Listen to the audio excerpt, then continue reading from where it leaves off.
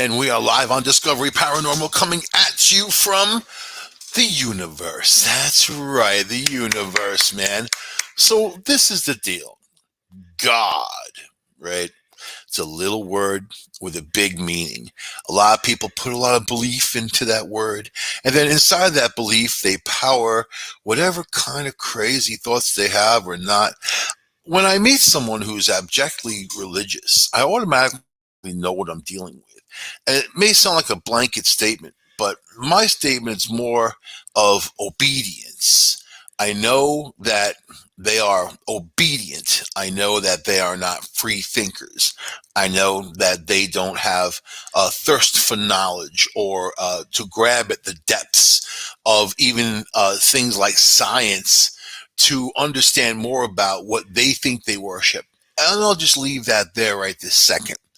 I'm going to link what people believe God is and the universe and the paranormal and everything science all together tonight. And you're going to be mystified and amazed at what we find during the show. So, what God, quantum physics, and your consciousness all have in common, right? And I like this article I want to read from, but I'm going to adjust it because this is what I do. And Scientific American is one of the only publications. There's only a few publications I can really stomach. You know, the ones I like, the ones that don't blast you with advertisers. There's nothing worse than looking at a website and scrolling down an article and then bang, bang, bang, these ads pop up and they're cruising around, they're moving, they're like little movies going on. Little, yeah. I don't want any part of that. I'm not going to buy your crap. If you annoy me, I'm definitely not going to buy your crap. If I'm really annoyed, I'm not going to read the article. I'm going to go. So they actually hurt the advertisers by doing that. So just to let people know that I don't like it. So anyway, okay. Let's see. Let me move on because a lot of these guys also write like it's a novel instead of an article.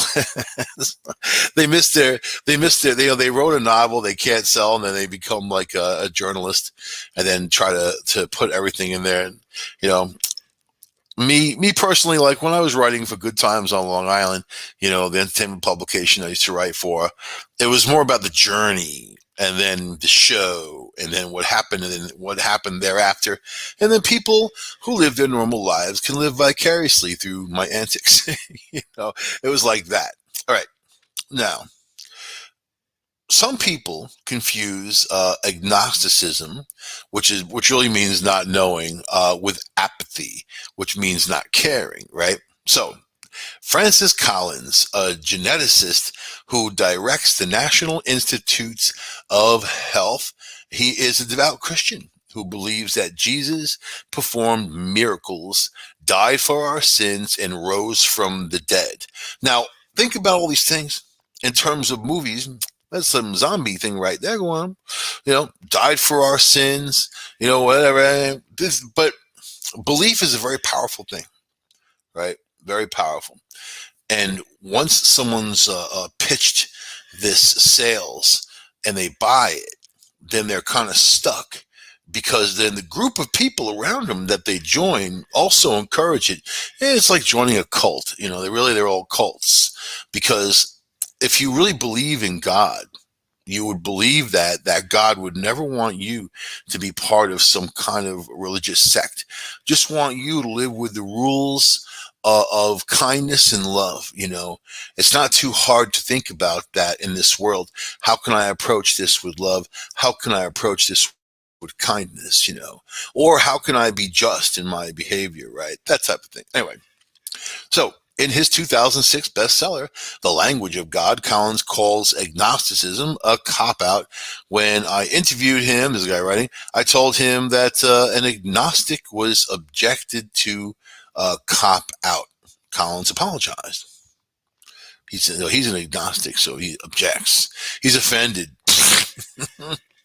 That was a put down that should not apply to earnest agnostics who have considered the evidence and still don't find an answer. He said, I was reacting to the agnosticism I see in the scientific community, which has not been arrived at by a careful examination of the evidence. I have examined the evidence for Christianity, and I find it convincing. I'm not convinced by any scientific creation stories either, such as those that depict our cosmos as a bubble in an oceanic multiverse. So, this is the deal. For a long time, scientists turned their back on religion. But this is my problem. It's not the religion, right? It's the organized religion and the structure that causes people to turn their backs. But if you listen to those stories, all these stories on how we came about to be on this planet, all those stories are based in truth.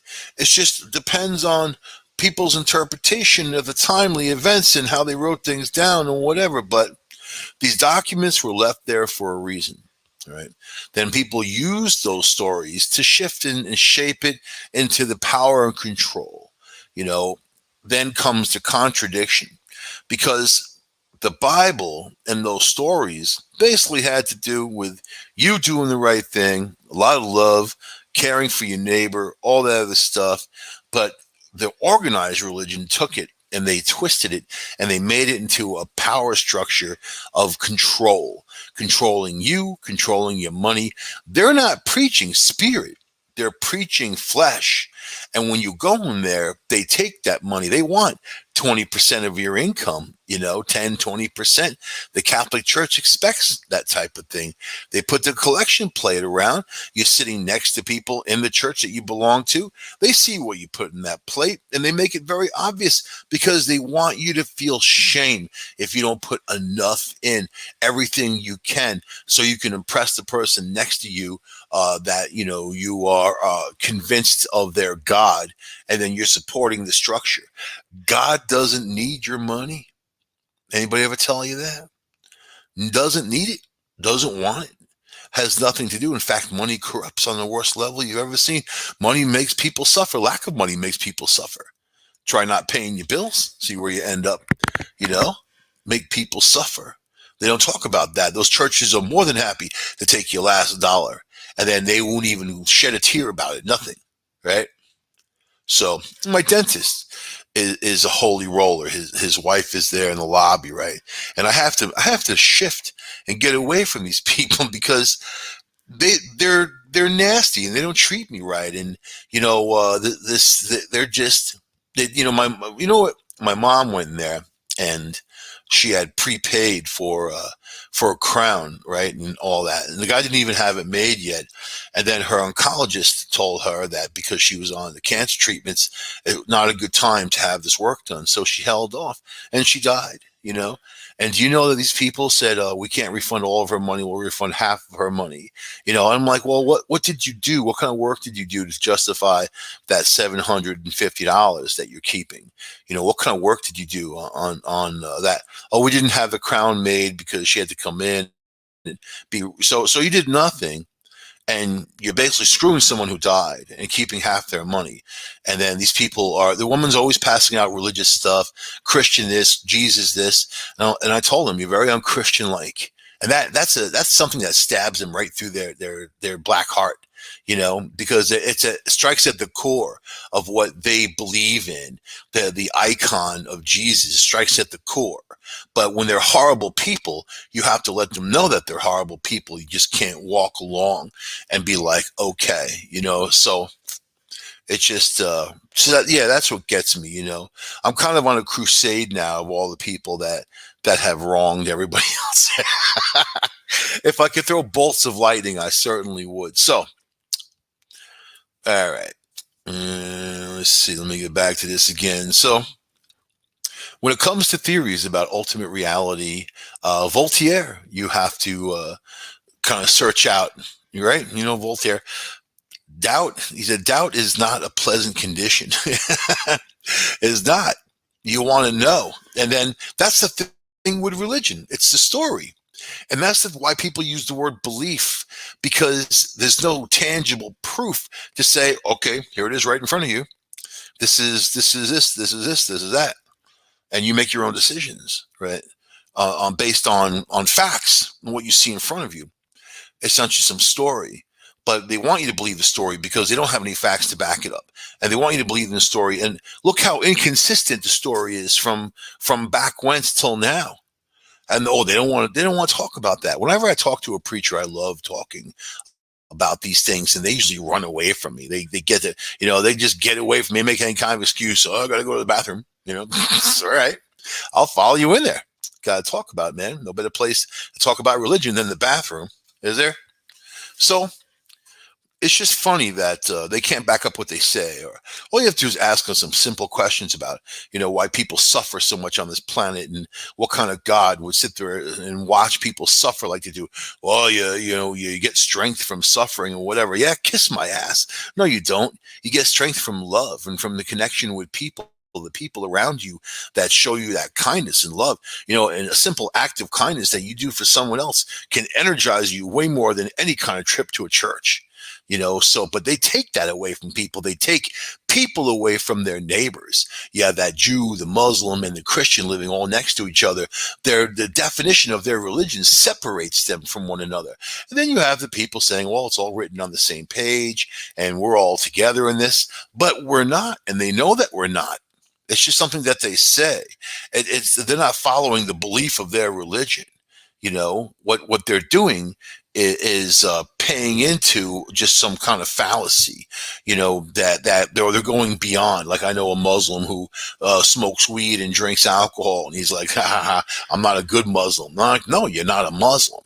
Their very religion, it preaches against that stuff. You would not go anywhere near it if you observe their religion. So people want to kind of label themselves and think what they are, but they don't really know what they're talking about and have gone in depth. But this show is about bringing these, and if you've seen Ancient Aliens, maybe, and whatever, all of these Bible stories can coincide very easily with technology. In fact, the technology is becoming real and tangible for us to witness, and the beliefs of these stories going to the wayside. Churches all over, synagogues, all these temples are in a panic because people are becoming smarter and they're questioning these beliefs. They're questioning this blind faith, and they want to know why they pray so hard, but they keep getting screwed. Or, the word prayer, I don't even pray anymore. I gave that. It's ridiculous now. Prayer, hoping for things. Hope is bull crap. I have faith, but I have faith in myself and the things that I can do. And I know if I ask for something from the universe, it delivers it to me because I'm asking something that I can use so I can have a driven purpose doing the thing that I need to do.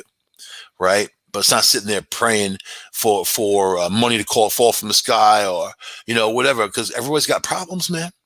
People have problems. Much of people have problems because of religion. Do you know if all religious institutes in the United States of America actually paid property taxes? You know how much less taxes you'd have to pay, even though the government will still take your money anyway. And there's no saving grace with that. They're like crackheads that just keep taking more and more. They smoke it up, and they would need more and more. But what do they do? What do they do? What do they accomplish when they do this? What do they do with all our money? You see it go out the window. You see it used for all kinds of things, probably things you don't even agree with, certainly, but they do it, and they do it without representing why or what. That's something you need to know, because that's the true religion for a lot of these people, especially religious people, especially the Pope, is money, money, money. They pray to money, and without it, they don't have any power. So money is power, right? So, but certainly, with Voltaire, with anybody, and I love these old philosophers, man, especially going way back, because they had a real good glimpse of life and they kind of wrote about it, and nothing's changed since then. And now there's more people, there's a lot of suffering, You know, you see how hospitals make a buck off people. You see how, and the lies they tell and the terrible things that they do. And not all of them, but a lot of them, yeah. And it's not the individuals; it's the machine. It's the machine, So, but doubt protects us from dogmatism, right? So, and that can easily morph into fanaticism, So, it when people get that, it's like COVID-19. I don't believe no COVID-19, right? Okay, but it's out there and it's killing people. 5 cops in Florida just died this last week. Young police officers, unvaccinated, dead from COVID-19, dead. Right? I don't believe in those numbers. They're lying. They're lying. That's another thing people say when they really can't truly, when you give them information right in front of their face, and they still can't wrap their heads around it, they just say you're lying. It's a lie. It's or I love the one saying, "Oh, you get the vaccine, they're going to track you." The NSA going to track you with the vaccine, right? Have you heard that one? I actually hear that one a lot. So my answer to them when they say something so asinine and stupid is not to say that they're asinine and stupid or smack them in the head. I say, do you really think that the National Security Agency has the time to track every idiot that's out there and what they do? Yeah, no, it ain't gonna happen. It ain't gonna happen. There's no reason to. They don't need to track you. And most of these people that are spouting all this stuff, the anti-vaxxers, they don't believe in this and believe in that. They don't believe in anything. They believe whatever these politicians that they follow tell them, or the ones on the certain media channels tell them is what they believe is their belief. Forget belief. Don't believe. Just do. And understand, do your research, know what you're talking about. Don't give your right of choice to some idiot who knows not what they talk about. And by the way, when Trump said he didn't believe in the vaccine or the virus, it was a Democratic hoax, he got vaccinated fast enough when there was available. So did his whole family. They got vaccinated fast enough. So the anti-vaxxers are going against their own mighty Trump by not getting vaccinated. And then also you see people working nursing homes and whatever. They don't want to get vaccinated. The police officers of fire, they don't want to get vaccinated. Yeah. But you're encountering the public. And if you have the virus, you can infect someone else. You have your rights, but you don't have the right to make somebody else sick. So anyway, but that brings us to evil. Why do we exist? People say, "Oh, why do we exist? Why do we exist?" Right? Now, the answer, according to the major monotheistic religions, including the Catholic faith, in which my mom was raised, and those nuns were mean to her. She was quiet in class. They used to hit her with yardsticks. They're terrible people. The ones that were there. Think about it. They're oppressed. Look how many of these priests they just found on Grindr, the Catholic priests. And the Pope is up in arms about Grindr. He was like, "Why didn't someone tell me about Grindr?" And it's better that they're out doing other guys and then grabbing children. But it's the archaic religion. You're not allowed to have sex, but you're born. God, if you believe in God, you were born with sexual organs, so you're supposed to oppress that to serve some religion? That doesn't make any sense. Other religions, those people can have sex. So, but because of that, you got years and years and years of unbelievable abuse against children and others. So, and that was tolerated, still tolerated to this day. What kind of an organization would tolerate harboring pedophiles? You tell me. I read these stories sometimes in the news like I just read one today. This guy abducted this 8-year-old girl from her driveway and raped her in her own house, like picked her up, carried her in there and raped her, and then the family caught him, whatever. Yeah, he's going to go to jail for life, maybe. They charge him with a boatload of felonies, right? But what's the difference between that guy and these priests? Well, because the priest belonged to the Catholic Church, that makes it better or something? It doesn't. But we don't see a lot of them going to jail lately, do we?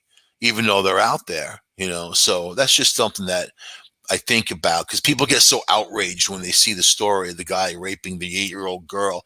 But these are the Catholics I know get outraged, and I love rubbing poop right in their face when they say something like that.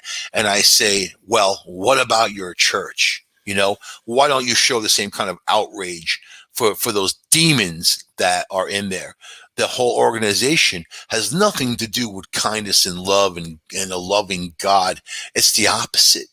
It's the opposite, right? Look what they do. So that's all I'm saying. Open your eyes and look. Don't listen to what they tell you or their interpretation of whatever.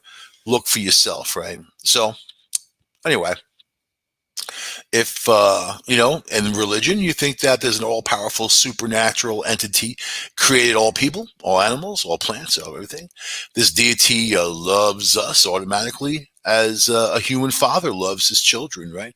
Or a mother loves her children and wants us to behave in a certain way. So if you're good, God will reward you. If you're bad, God will punish you, right? But it's just interesting that inside of all the doom and gloom and punishment of so-called going to hell and all this other stuff, they can actually say, but God loves you, So, but really, it's the problem of evil in the world, right?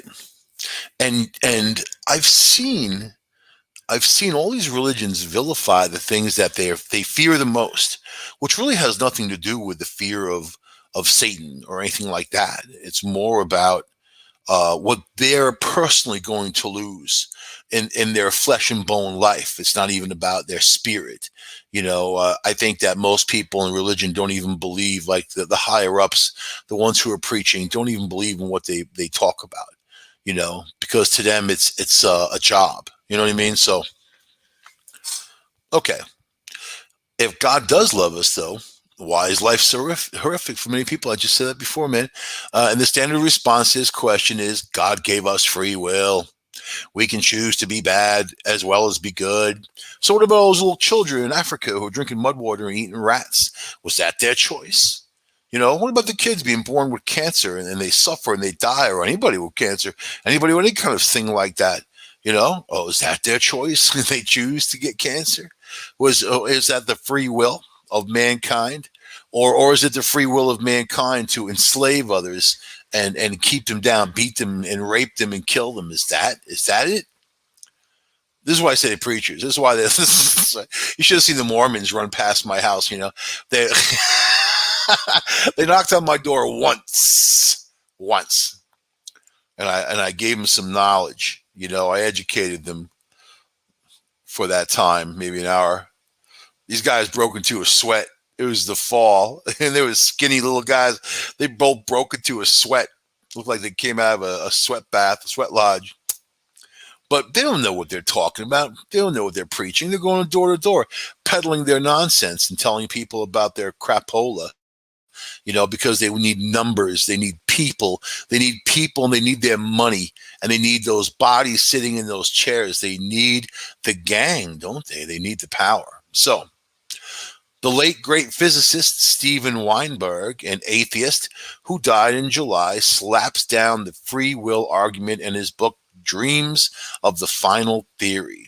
Noting that Nazis killed many of his relatives in the Holocaust, Weinberg asks, did millions of Jews have to die so the Nazis could exercise their free will?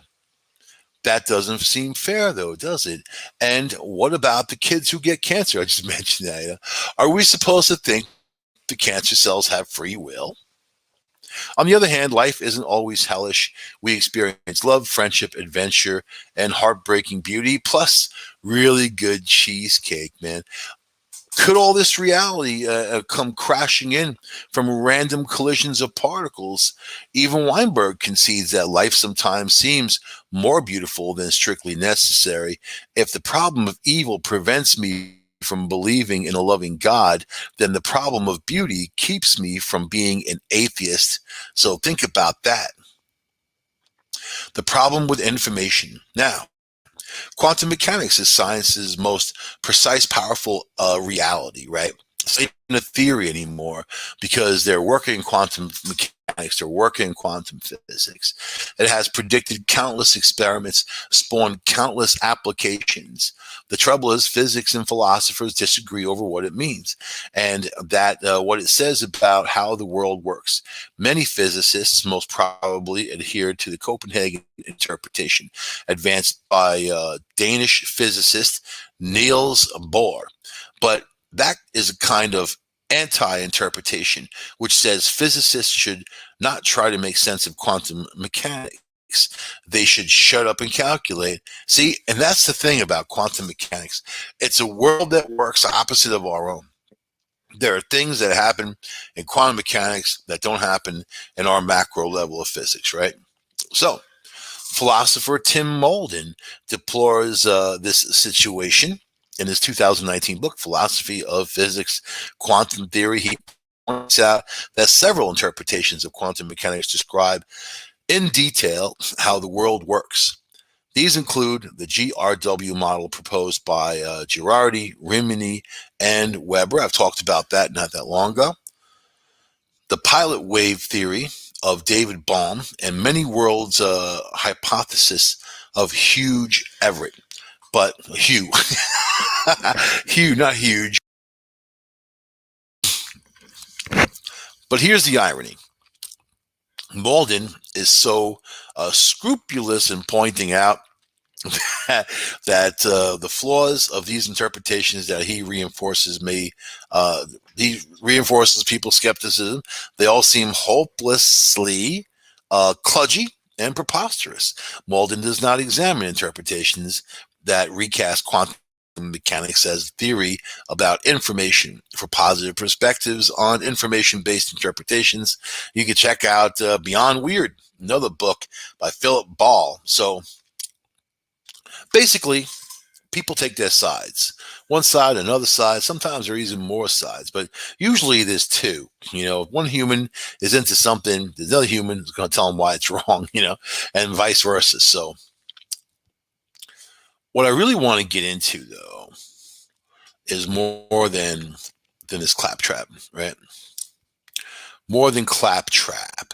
So this is interesting to me because it proves a point in science, and especially as people think outside the box, as scientists, and what they're looking for and searching for.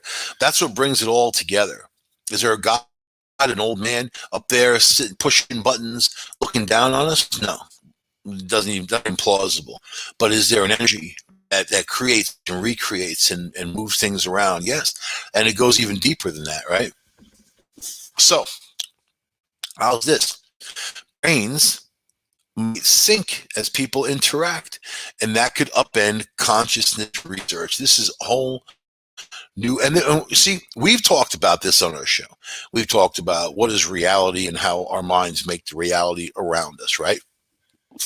So when we cooperate together with other humans and animals too, by the way, on certain tasks, our brain waves synchronize. This finding could upend the current understanding of consciousness and much of the things that we think about in people's individuality. So people synchronize in various ways when we interact with one another. We subconsciously match our footsteps when we walk.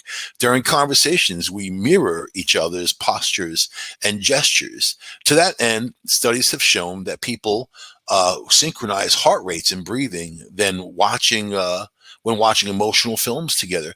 So, here you are having an event, and then you're the person next to you, you're pacing yourself with them unconsciously. How do you do that? You don't know how their heart's beating. You don't know.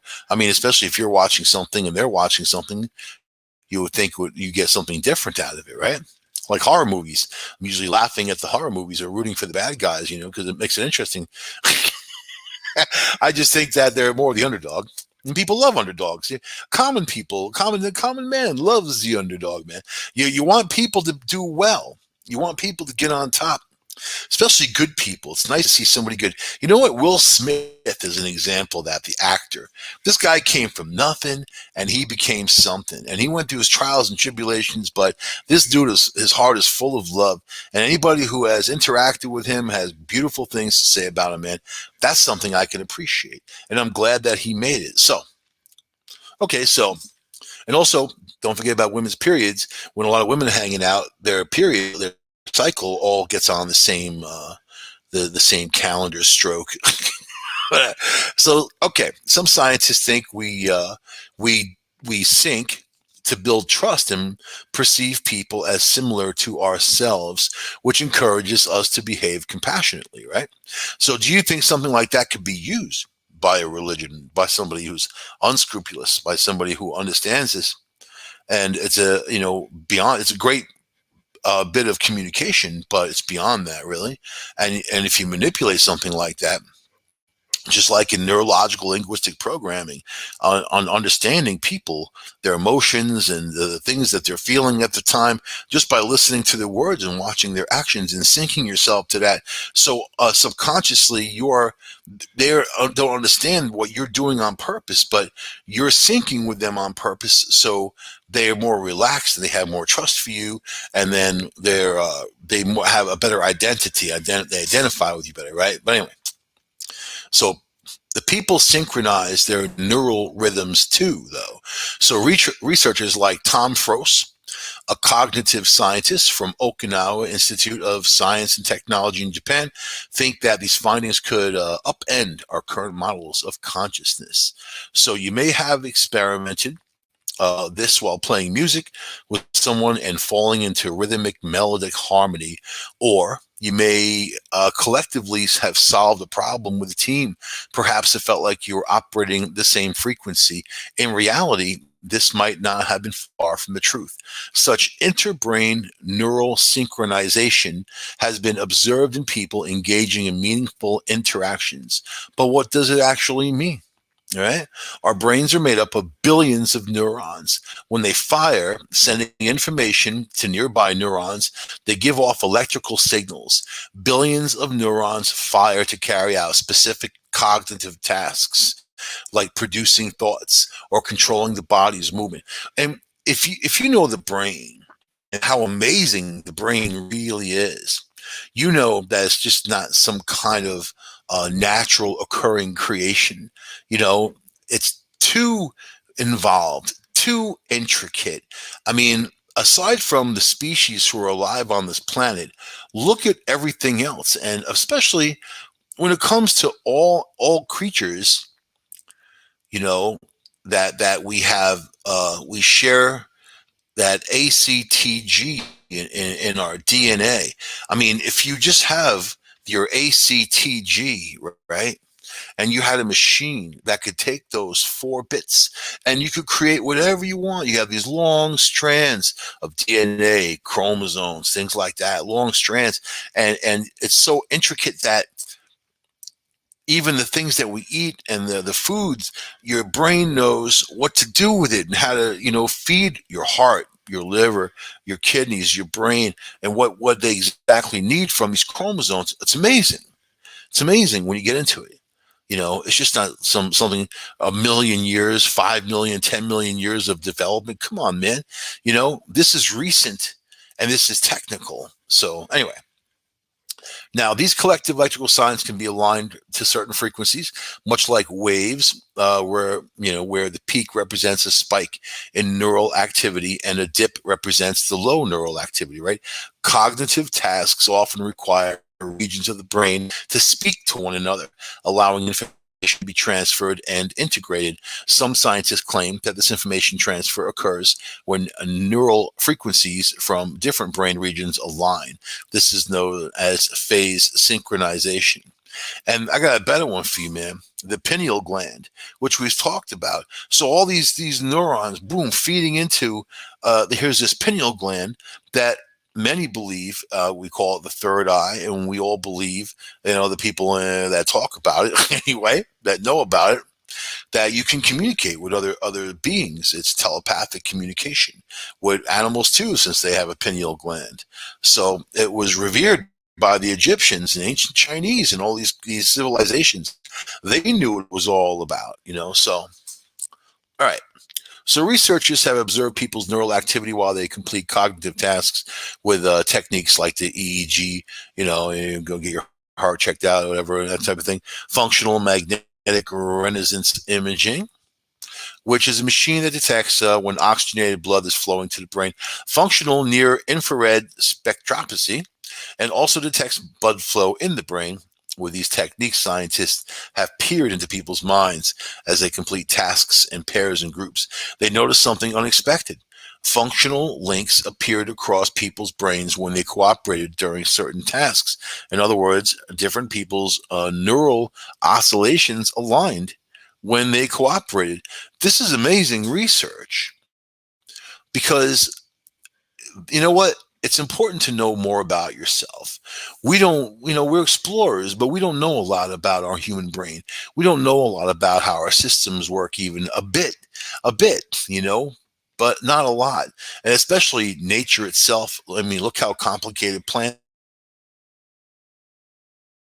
are. Look at nature. Look at everything in nature. Look at the water that's out. What makes everything up that we need and use to survive, and people arguing with each other, politics, that too.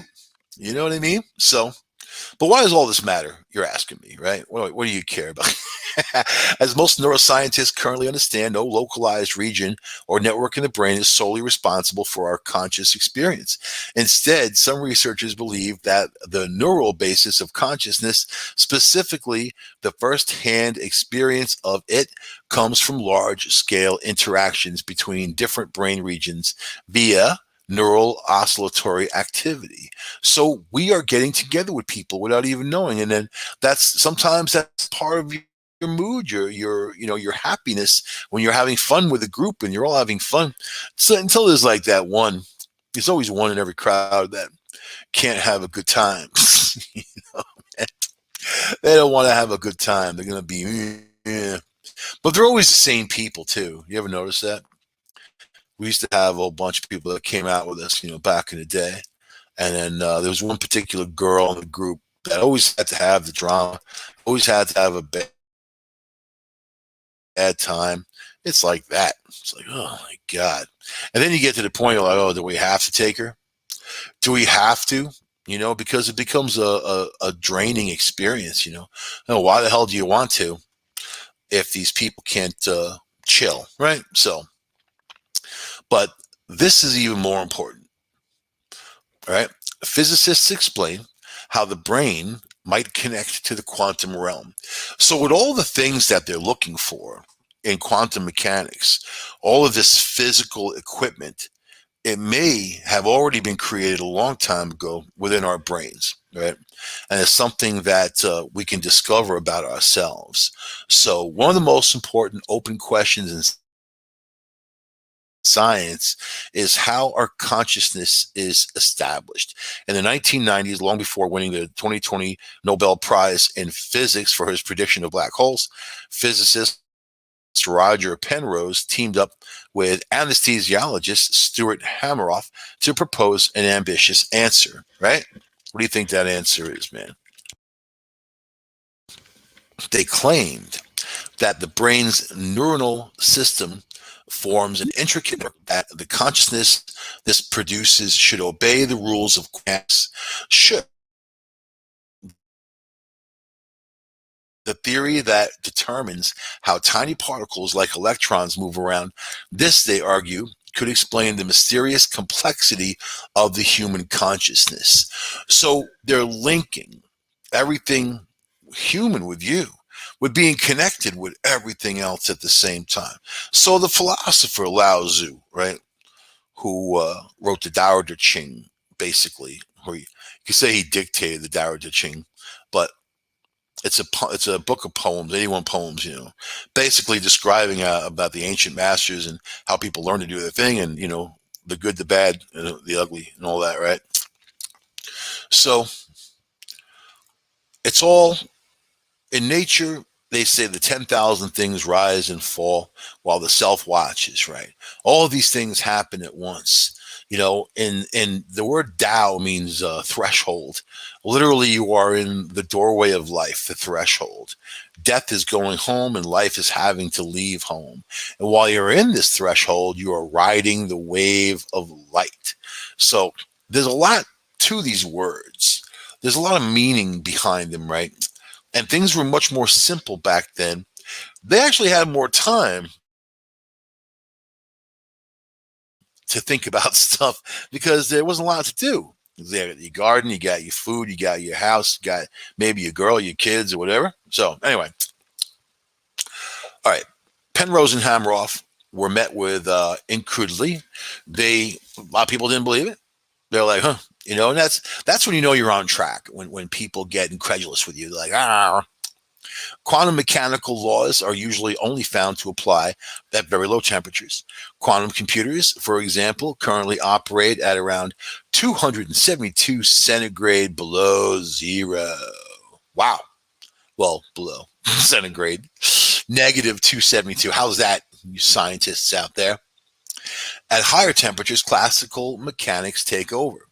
Since our body works at room temperature, you would expect it to be governed by the classical laws of physics. For this reason, the quantum consciousness theory has been dismissed outright by many scientists, though others are persuaded supporters.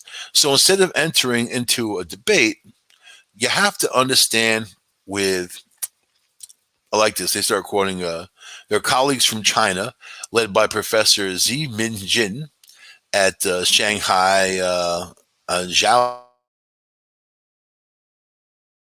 University, to test some of the principles underpinning quantum theory consciousness.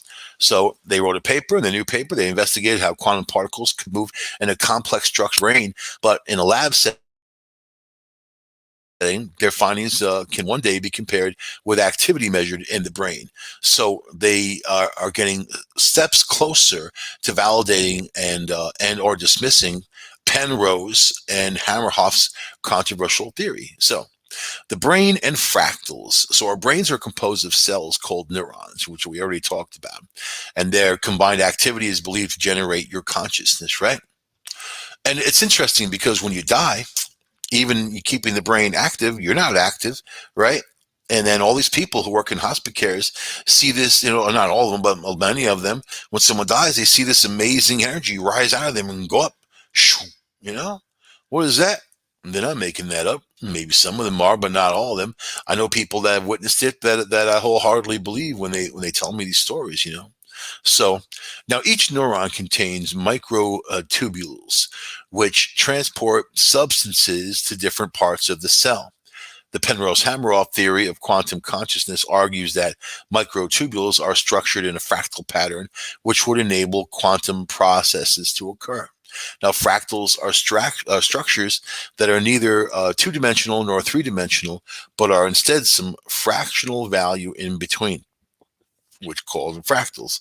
In mathematics, fractals emerge as beautiful patterns that repeat themselves with infinity, right? Generating what seems to be the impossible, a structure that has a finite area but an infinite perimeter. So what this means. We're finding out more every day. And we do have scientists who are reaching out to one another, and they're going forward with this type of research, and they're linking the universe, in martial arts, and in Taoism, we refer to this universal energy as the dragon's veins. And even if you're at your lowest, or if you're at your most depressed, or if you physically feel like you can't even move and get up, you tap the dragon's veins, and it gives you this unbelievable source of energy.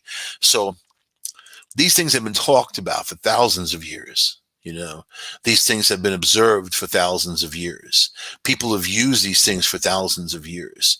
People are connected. Why do you think, when you have, how many cases of twins do you have out there where one of them gets hurt, the other one feels it, or, they're in different places and something happens to one, so the other one knows it, same thing for psychics, same thing for mediums. What do you think this ability is? It wasn't just something that was zapped into their head. It's an ability. It's an intuitive ability, and, I describe it as different levels of sensitivity and what you understand, right? And yeah, you're going to have your psychics out there, mediums that lie, and say that they are, but they're really not. And they get sussed out eventually. They even write books. They're out there writing books. They're on different shows and talking about these amazing things they've done. It's all a bunch of bull crap. So you suss them out. But this goes beyond all of that, beyond the charlatans and beyond the gypsies. No offense to any gypsies out there. They're actually gypsies. So let's just say, all right, let me go. It's easy to see why fractals have been used to explain the complexity of human consciousness because they're infinitely intricate. So if you have something like pi that is incalculable, it goes on forever, don't you think that's a pathway to something? No other number does that. Don't you think that's something that can reach out? And especially if you look at the Great Pyramids and how those blocks are all pi. They're all pi r square. Why do you think? And Nikola Tesla was fascinated with those pyramids. He's also fascinated with 3, 6, 9, and 12, right? Or anything in multiples of threes. Like he was obsessed with it. He would even walk around a building 3 times before he went into the building. There's a little OCD going on there, That's why he was such a great scientist, because he sunk his teeth into things, So we're not able to measure the behavior of quantum fractals at this point, but the advanced technology means that they can now measure quantum fractals in the lab. So this is all crawling before we can walk.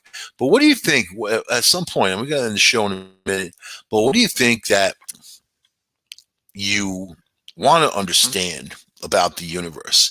What do you think you need to know about the universe? Much of it's a need to know information. If you stand back and look at things, you see really how constricted people are. They talk about free will. And on the earth, free will has a lot to do with how much money you have in the bank, because there are people who are poor who don't really have much free will. So all that religious bunk about free will and all that, when I talk to friends from other countries that are not first world countries, if there's such a thing anymore, they ask me about America and what the deal is. And I said, you know what? At least people here can basically make their own choices. And that's the essence of freedom for me. Make your own choices, not being told what to do. That's the most important. But they have to be educated choices, educated decisions, And we don't see a lot of intelligence out there anymore. We see a lot of people just kind of going for the easier path and not have to think so hard. So they're just going to go listen to other people who don't know what the hell they're talking about.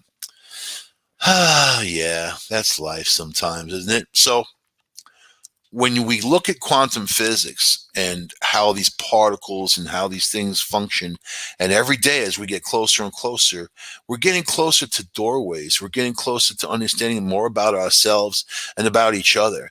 And as soon as people realize that we're not so far from each other, that we're actually all interconnected, because in Lao Tzu's view, in the world of Taoism, all things are connected, everything.